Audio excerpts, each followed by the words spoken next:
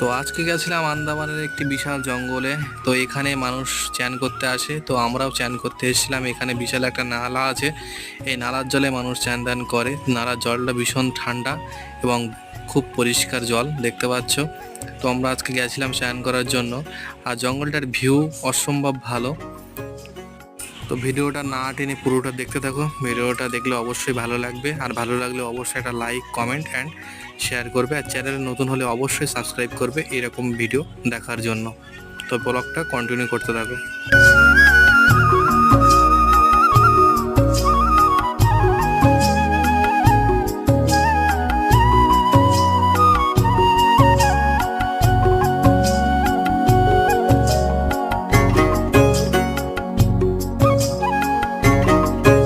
তো বন্ধুরা, কেমন লেগেছে ভিডিওটা? আশা করছি ভালো লেগেছে। যদি ভালো লেগে থাকে অবশ্যই একটা লাইক করবে, বন্ধুদের কাছে